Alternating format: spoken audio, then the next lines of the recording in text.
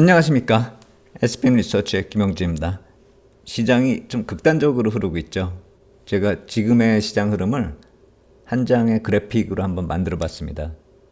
달러 약세, 국제 하락, 그 다음에 비트코인 신고가. 물론 비트코인뿐만이 아니라 블록체인이 전반적으로 강세를 보이고 있는데, 지금의 시장 흐름 이런 식으로 정리하면 되는 게 아닌가, 전 그렇게 생각이 되는데, 지금 이게 계속 중장기적으로 이어지는 게 아니라 제가 봤을 때는 이러한 모습이 또 하나의 분기점을 지금 만드는 그 과정이 아닌가, 거의 막바지로 들어서고 있는 게 아닌가, 그렇게 생각이 되는데요.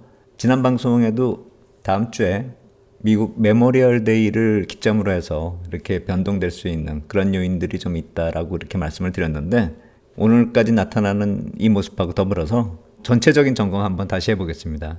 다음 주에 분기점이 될 가능성 어느 정도인지 오늘 한번 다시 점검해 보도록 하겠습니다.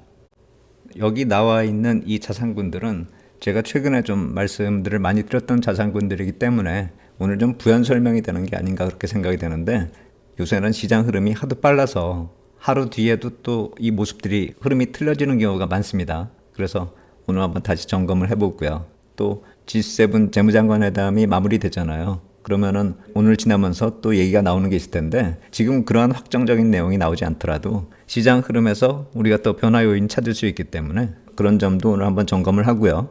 확정적으로 나오는 내용, 그거는 제가 주말에 정리해서 다시 말씀드리도록 하겠습니다. 내용 한번 살펴보겠습니다.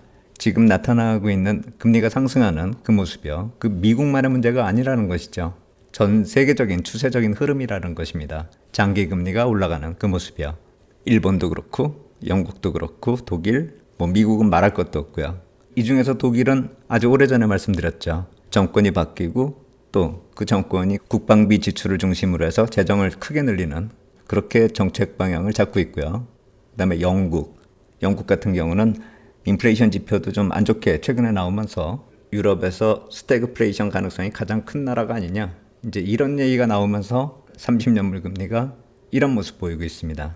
아래쪽에 미국 금리요, 무디스 신용등급도 문제인데 재정 부채 이슈다, 이렇게 정리하는 게 낫겠죠. 트럼프 대통령 공화당이 밀어붙이고 있는 빅 뷰티풀 빌이요, 조만간 통과될 것 같다라는 얘기가 나오고 있는데 계속 좀 살펴봐야 될 것 같습니다. 시장에서 또 다른 시각으로 문제를 삼고 있는 거는 의회에서요, 입법하는 그 의원들이요, 그 사람들이 어떤 재정 적자를 줄이려고 시도조차 하지 않고 있다라는 것, 그것에 대해서 큰 문제라는 것이죠.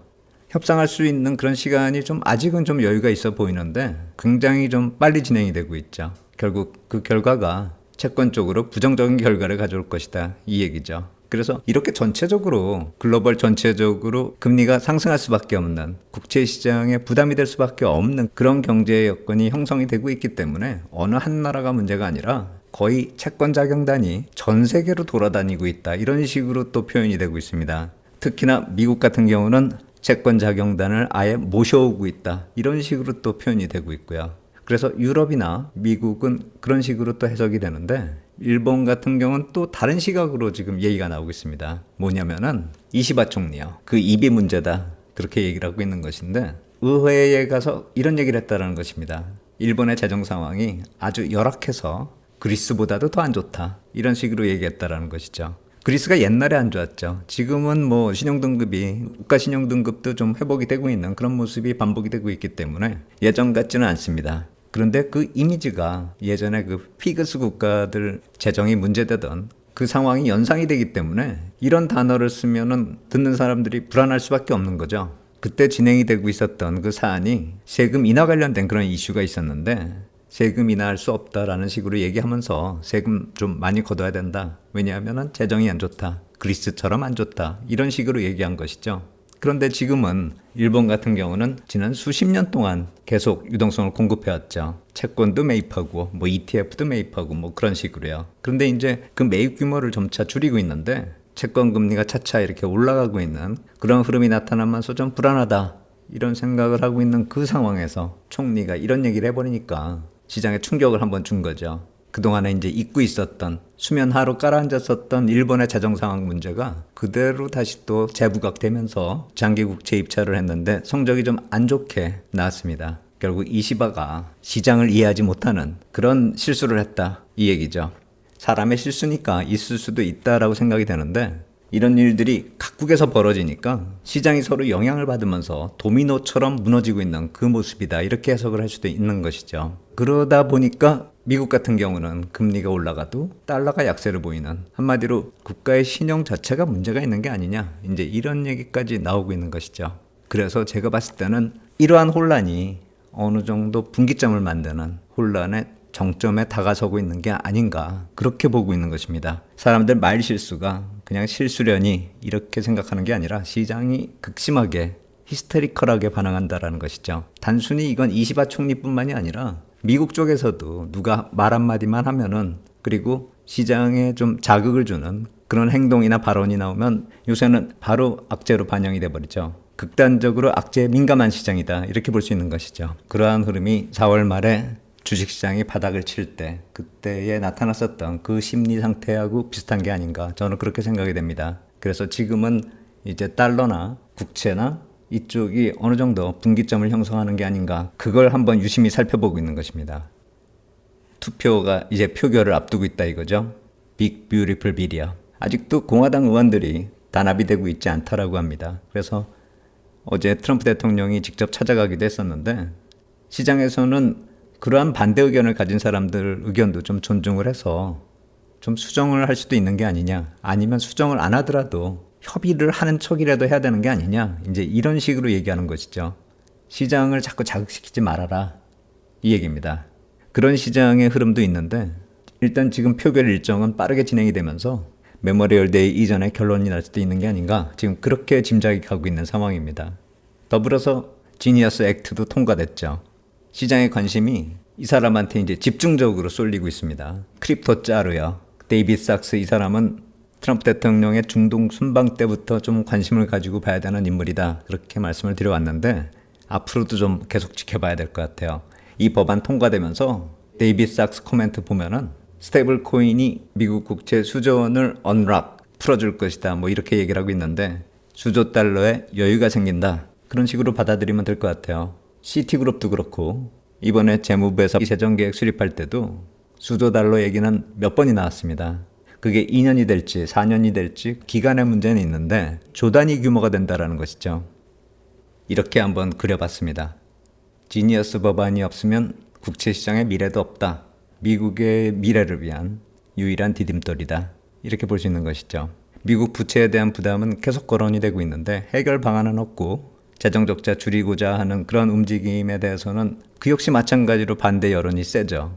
참 희한한 게 그걸 해결하려고 관세를 부과해도 반대고 관세 이외의 방법이 또 뭐가 있는지 찾아도 그것도 반대고 그렇다면 만료 시한이 되고 있는 감세안 처리하겠다라고 하니까 그것도 반대다. 이런 식으로 여론이 작동하고 있습니다. 그러니까 모두가 만족할 수 있는 방안이 별로 보이지가 않는 것입니다. 그러다 보니 시장이 민감하게 작용될 수밖에 없는 것이고요. 어제 같은 경우도 미국 국채 입찰이 있었는데 국채 입찰 결과가 안 좋았다 이렇게 시장에서 얘기 나오고 있잖아요. 근데 제가 봤을 때는 결과는 뭐 안 좋다 이렇게 볼 수가 있는데 그 안 좋은 이유가 뭐 외국인이 안 사줬다, 뭐 수급이 약하다 그러한 논리가 아니라 공급량 자체가 너무 많다라는 점. 그 근본적인 문제가 해결이 안 되면은 이런 문제는 지금처럼 시장 심리가 조금이라도 약해지면 시장이 얼마나 흔들릴 수 있는가 그거를 그대로 보여줬다 이렇게 생각이 됩니다. 이번 분기에 국채 발행량이 지난 분기보다 좀 부담이 되게끔 짜여져 있습니다. 다음 분기도 마찬가지고요. 여기 이 막대기가 계속 커지잖아요. 이 붉은색이 중장기물이고요. 푸른색이 빌입니다. 단기물이요. 그리고 요게 1분기고요. 중장기물 4천억 불 증가 그리고 빌은 큰 변화 없고요. 그렇게 지난 분기를 지나와서 이번 분기는 중장기물이 5,070억 불 증액 발행하고 빌 같은 경우는 70억 불 증가 그리고 다음 분기 같은 경우는 중장기물은 좀 줄어들지만 빌이 또 많이 늘어나죠. 합하면은 이번 분기보다 더 늘어나는 것입니다. 그러니까 지난 분기보다 이번 분기가 부담이고 이번 분기보다 다음 분기가 또 더 부담이 될 것입니다. 부담은 계속 늘어나고 있는데 부담이 계속 늘어나고 있기 때문에 과연 이렇게 발행량이 증가되면 외국인 들어오는 물량이 그만큼 늘어나야 되잖아요. 근데 외국인 투자자 같은 경우가 수요가 그렇게 급증할 수가 있을까요? 더군다나 이제 관세 매겨가지고 달러가 해외로 퍼지는 속도도 예전보다 줄어들겠죠. 미국이 자체적으로 뭘 생산한다라고 하니까요. 뭘 수입해야지 달러가 나갈 거 아닙니까? 근데 이제 달러 유출 속도도 늘어지고 한다면은 해외 쪽에서 미국 국채를 사주는 그 속도가 늘어날 리가 만무하죠. 그런데 미국 국채는 계속 증액 발행을 하고 있고요. 안 좋아지는 게 당연한 게 아닌가, 저는 그런 생각을 합니다. 그걸 어떻게 해결할 것인가, 그게 스테이블 코인이 됐던 재정 적자 감축을 위한 어떤 재정 지출을 축소하는 그런 조치가 됐던 무엇이 좀 필요한 거죠. 이렇게 수급이 좀 악화된 상태에서 제가 다음 주를 주목하고 있는 이유는 2년물, 5년물, 7년물 국채가 27, 8, 9일에 입찰 일자가 정해져 있습니다. 근데 이러한 경우에 보통 이렇게 좀 수급이 많이 악화되어 있을 때, 그때는 이 5년물이나 7년물 입찰할 때 좀 안 좋은 결과가 나오면서 또 시장이 한번 더 흔들리는 경우가 종종 있습니다. 그런데 이번에는 20년물 국채 때 너무 흔들렸기 때문에 미리 흔들렸다 이렇게 볼 수도 있겠고, 또 타이밍상으로 다른 이벤트들이 또 작용되는 게 있기 때문에 이번에는 좀 덜한 게 아닌가, 그런 생각도 드는데요. 일단 5년물 입찰을 중심으로 해서 28일 중심으로 해서 좀 주목할 필요가 있지 않을까 이렇게 생각이 되는데, 제가 찾아보니까 28일이 엔비디아 실적 발표더라고요. 5월 28일로 예정이 되어 있는데 단순히 실적이 좋으냐 나쁘냐 이걸 떠나서 여기 보시면은 얼마나 비트를 했는가 그 수치가 나오죠. 9%, 5%, 8%, 5%뭐 이런 식으로 수치가 있는데, 단순히 어닝을 비트한다 이거보다도 얼마나 더 비트하는가 그걸 따져봐야겠죠. 특히나 최근에 주식시장 많이 올랐잖아요. 엔비디아도 많이 올랐죠. 이런 식으로 빨리 올라온 주가이기 때문에 거의 140불 근처까지 온 거잖아요. 사상 최고가가 153불인데요. 만약에 주가가 이 아래에 그냥 이렇게 멈춰 있으면은 어닝을 기대치보다 많이 비트하는, 그래야지만 주가가 올라간다 그렇게까지 볼 수는 없겠지만 이미 이렇게 올라왔으니까요. 86불에서 132불까지요. 그러니까 이번에도 기대치보다 또 얼마나 더 좋은가 그걸 또 살펴봐야 되겠죠. 그 엔비디아 어닝이 있는 28일이요. 그때 채권 시장도 또 분기점이 되는 게 아닌가 그렇게 생각이 됩니다. 분위기상으로는 지금 코너에 몰릴 대로 몰려서 지금이 최악이 아닌가 그런 생각이 드는데 28일까지 조금 더 이어질 수 있다 이렇게 생각이 됩니다. 그러니까 추가적으로 큰 조정이라기보다는 금리가 많이 올라간 상태에서 빨리 빠지지 못하는 그런 상황으로 이어지는 게 아닌가 그런 생각이 듭니다. 그리고 국채시장 쪽에서 20년물 입찰에 대해서 입찰 결과가 안 좋은 거에 대해서 제가 보는 시각은 수급 때문이다 이렇게 말씀을 드리고 있는데, 그 이유 한번 말씀드릴게요. 여기 보시면은요, 4월부터 6월까지 올해 2분기에 국채 발행되는 그 종목들별로 규모가 이렇게 나와 있는데요. 20년물을 보면은 이번 분기에 모두 합해가지고 420억 불이 발행이 되는데 만기가 돌아오는 게 없습니다. 420억 불이 모두 다 신규로 조달이 돼야 되는 거죠. 듀레이션이 다른 3년물 같은 경우도 400억 불이긴 한데 이거는 만기가 돌아오는 게 1340억 불이 있잖아요. 전체는 1740억 불이고요. 그래서 규모상으로 놓고 보면은 3년물이 훨씬 크죠. 20년물보다 4배가 넘는 거죠. 그리고 20년물은 규모가 작은 물량이다 이렇게 볼 수도 있겠죠. 그런데 실제로 따져보면 이거는 만기되는 게 없기 때문에 부담은 3년물 1740억 불 발행되는 거나 마찬가지라는 것이죠. 그러한 종목들이 있어요. 30년물도 690억 불이 이번에 신규 조달이 되는 겁니다. 10년물 팁스도 그렇고요. 그래서 전부 다 신규 조달을 하는 그런 20년물 같은 경우는 더더욱이나 투자자들한테 더 소외가 될 수가 있죠. 기존에 보유해서 만기 돌아오는 물량이 없는 그런 종목이다 보니까요. 그런데요, 외국인 투자자들이 외면했다 이렇게 시장에서 평가를 받고 있는데 실제로 그런가 한번 따져보겠습니다. 이 왼쪽이 어제 입찰 결과고요. 오른쪽은 지난달 겁니다. 외국인으로 추정되는 인디렉트 비더요. 이 금액 보면은 108억 9,400만 달러가 들어왔습니다. 전체 규모가 157억 달러이기 때문에 외국인 낙찰 비율이 69%로 추정이 되는 것이고요. 지난달 한번 보면은요. 지난달은 이거보다 높다라는 것이죠. 70.7%. 근데 금액을 보면은요. 더 적습니다. 91억 달러요. 이번이 108억 9천만 달러고요. 금액은 더 큰데 낙찰 비율이 낮아진 거죠. 이번에 입찰 규모가 더 커지면서요. 그런 결과는 전체적인 흐름에서도 찾을 수가 있습니다. 위에 그림이 빌이고요. 아래는 중장기물이요. 여기서 보셔야 될 게 녹색 선입니다. 녹색 선이 외국인 비중이거든요. 빌 같은 경우는 2016년부터 급락을 하죠. 외국인 비중이 급감을 한다는 것입니다. 중장기물은 2008년부터 급감을 하고요. 그런데 전체 보유량은 이 붉은색 선이거든요. 전체 보유량은 최고치예요. 계속. 빌도 그렇고 노트본드도 마찬가지로 사상 최고치다 이렇게 얘기할 수 있겠죠. 이런 걸 또 사상 최고치다 이렇게 표현하기는 좀 그런데 어쨌든 미국 국채에 대해서 해외 투자자 보유량이 역사적으로 가장 크다라는 것이죠. 그런데 비중은 급락을 하고 있는 것이고요. 그 이유는 이 푸른색 선이요. 발행을 워낙에 많이 늘리니까 빌도 그렇고 노트본드도 그렇고요. 발행 규모가 노트본드로 따져보면 2000년 이후로 5배가 된 겁니다. 그러니까 외국인들 사주는 규모가 5배가 되지 않으면 비중이 떨어지겠죠. 그런데 외국인 비중이 늘어나더라도 이 늘어나는 큰 금액을 따라갈 수가 없는 것이죠. 이 급증하는 구간에서 2배가 채 안 되게 늘어나고 있습니다. 그렇게 본다면 전체적으로 국채에 대해서 외국인 비중이 늘어날 수 없는 그런 한계가 분명히 있는 것이고 외국인이 커버할 수 있는 그 한계치가 분명히 존재하는 것이고 그거는 이번 20년물에서도 드러났다 이렇게 볼 수가 있는 것이죠. 수급이 계속 늘어나는 한계가 있기 때문에 이러한 일은 시장이 조금이라도 흔들리면은 계속 반복된다 이렇게 보시면 될 것 같아요. 국가별로 한번 따져볼게요.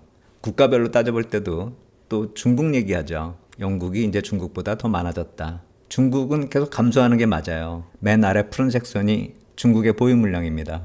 계속 줄어들죠. 거기다가 룩셈부르크 보유 물량을 좀 합하면은 그냥 옆으로 갑니다. 중국 물량에다가 룩셈부르크, 케이먼, 벨기에, 아일랜드 이걸 다 합하면 오히려 보유량이 늘어났습니다. 제가 왜 여기다가 룩셈부르크를 넣고 또 룩셈부르크, 케이먼, 벨기에, 아일랜드를 넣냐? 그건 예전에도 한번 말씀드렸어요. 중국이 미국 국채를 보유할 때 이쪽 법인들을 통해서 투자하는 경우도 있기 때문이죠. 룩셈부르크의 펀드 시장이 이렇게 빨리 성장하고 있고요. 그 네 나라 중에서 상대적으로 좀 큰 룩셈부르크, 아일랜드, 케이만 거기다가 영국까지 합하면은요. 이번에 두 번째가 된 영국까지 합하면은 해외 운영 규모가 이런 식으로 빠르게 증가하고 있습니다. 영국이 한 11조 달러 정도 되고요. 케이먼이 8.2조, 룩셈부르크가 8.17조, 아일랜드가 6.5조 달러로 그렇다라는 것입니다. 계속 늘어나고 있고요.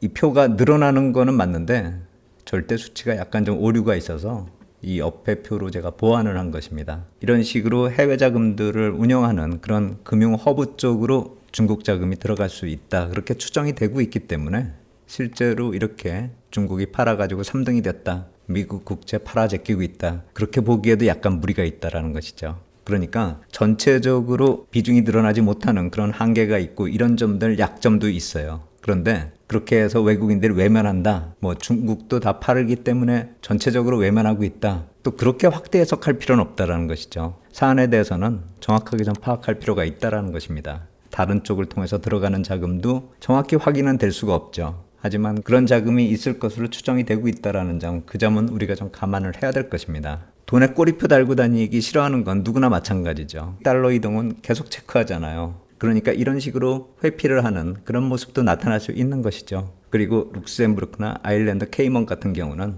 경제 규모에 비해서 미국채 보유량이 굉장히 많잖아요. 케이먼 아일랜드가 4,550억 불 네 번째고요. 룩셈부르크가 4,120억 불 여섯 번째. 벨기에가 4,020억 불 벨기에가 그 다음이고요. 아일랜드도 3,290억 불. 경제 규모에 비해서 미국채를 많이 보유하고 있다는 점을 감안하면은 해외 자금 비중에 대해서 고려할 수밖에 없는 그런 나라들이다. 우리가 중국을 볼 때는 이러한 점도 고려해야 된다. 이렇게 생각이 됩니다. 그래서 미국 국채까지는 그런 식으로 좀 정리를 해보고요. 지금 달러 흐름이요. 미국 국채는 국채 금리가 이렇게 올라가고 있잖아요. 그러면은 보통 이 엔달러 흐름도 이렇게 비슷하게 움직였는데 지금 달러가 빠지다 보니까 이쪽으로 내려가면 달러가 약세, 엔이 강세죠. 이렇게 완전히 반대 방향으로 지금 진행이 되고 있습니다.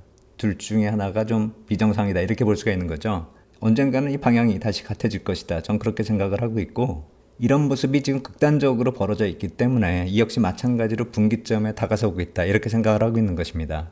금리 같은 경우도 좀 심하게 올라가고 있다. 이렇게 생각이 들기 때문에 이거 역시 마찬가지로 좀 고공 박스권에서 머무른다. 이렇게 보면은 환율 흐름도 이런 식으로 더 진행되기보다는 이제 또 박스권을 만들면서 점차 방향이 같아지는 게 아닌가. 그런 생각이 듭니다. 그게 G7 재무장관 회의가 끝나면서 더 윤곽이 드러날 것이다 이렇게 생각이 됐고 이미 오늘 이 엔달러 흐름 위아래로 변동폭이 크죠. 단기적으로 일사천리로 이렇게 올라왔는데 오늘 윗꼬리 아랫꼬리가 굉장히 깁니다. 분봉으로 보면 이렇게 올랐다가 지금 이렇게 빠지고 있는 겁니다. G7 재무장관 회의에서 FX 쪽 얘기 없었다 이렇게들 얘기하고 있지만 있었다라고 얘기할 리가 없는 사안이잖아요. 이 점은 환율 흐름 보면서 답을 찾아야 된다라고 생각이 됩니다. 오늘 지나면서 또 얘기가 나올 수 있고 흐름 보고 또 시장이 어떻게 받아들이는지 그걸 또 한번 우리가 따져야겠죠. 그러면서 26일 메모리얼 데이가 하나의 또 분기점이 되는 법안 통과의 분기점이기도 하고 자산시장에 있어서도 또 분기점이 되는 유동성 흐름에 있어서 중요한 포인트가 되는 그때가 아닌가 제 개인적으로 그렇게 생각을 하고 있습니다. 오늘 말씀드린 내용들 그리고 또 이어서 나오는 얘기들 조금 더 깊이 있게 분석해서 이번 주말에 동영상으로 다시 만나 뵙도록 하겠습니다. 오늘 여기까지 하도록 하겠습니다. 감사합니다.